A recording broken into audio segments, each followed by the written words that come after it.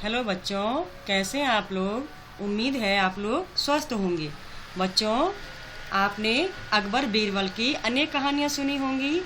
तो आज हम आपके लिए लेकर आए हैं हिंदी की पाठ्य पुस्तक रिमझिम से पाठ 2, जिसका नाम है जैसा सवाल वैसा जवाब। तो बच्चों, बादशाह अकबर अपने मंत्री बीरबल को बहुत पसंद करता था। बीरबल की बुद्धि के आगे बड़े बड़ों की भी कुछ नहीं चल पाती थी। इसी कारण कुछ दरबारी बीरबल से जलते थे। वे बीरबल को मुसीबत में फंसाने के तरीके सोचते रहते थे। अकबर के एक खास दरबारी थे जिनका नाम था ख्वाजा सरा। उनको अपनी विद्या और बुद्धि पर बहुत अभिमान था। बीरबल को तो वे अपने सामने निरा बालक और मूर्ख समझते थे।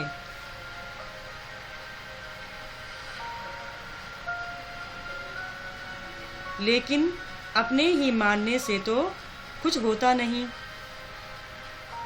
ख्वाजा साहब की चलती तो वे बीरबल को हिंदुस्तान से निकलवा देते, लेकिन निकलवाते कैसे।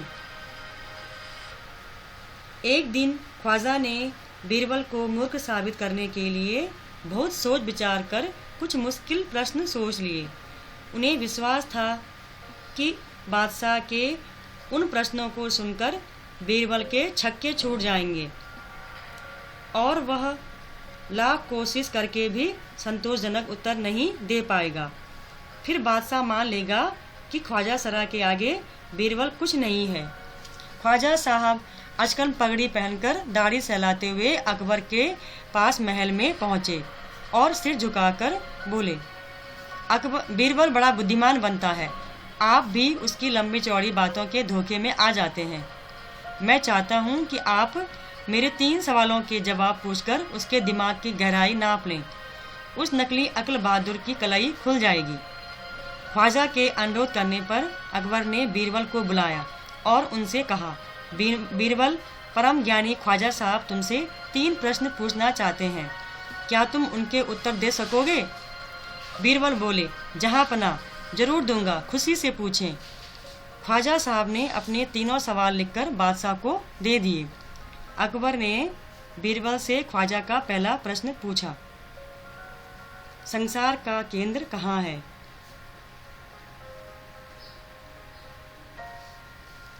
बीरबल ने तुरंत जमीन पर अपनी छड़ी गाड़कर उत्तर दिया, यही स्थान चारों ओर से दुनिया के बीचों बीच पड़ता है। यदि ख्वाजा साहब को विश्वास न हो तो वे फीते से सारी दुनिया को नापकर दिखा दें कि मेरी बात गलत है। अकबर ने दूसरा प्रश्न किया, आकाश में कितने तारे हैं।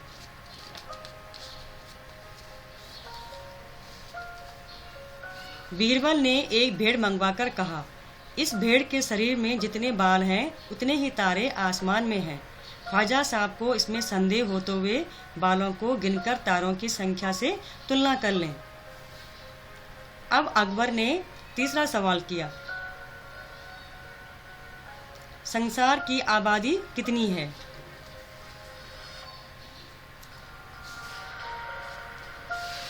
बीरबल ने कहा, जहाँ पना, संसार की आबादी पल पल घटती बढ़ती रहती है, क्योंकि हर पल लोगों का मरना जीना लगा ही रहता है।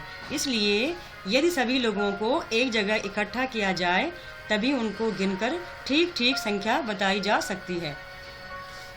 बादशाह तो बीरबल के उत्तरों से संतुष्ट हो गया, लेकिन ख्वाजा साहब नाक भौं सिकोड़कर बोले, ऐसे गोलमोल जवाबों से काम नहीं चलेगा जनाब। बीरबल बोले, ऐसे सवालों के ऐसे ही जवाब होते हैं, पहले मेरे जवाबों को गलत साबित कीजिए तब आगे बढ़िए। ख्वाजा साहब से फिर कुछ बोलते ही नहीं बना। तो बच्चों, कैसी लगी आपको अकबर बीरबल की कहानी। आया ना मज़ा। धन्यवाद।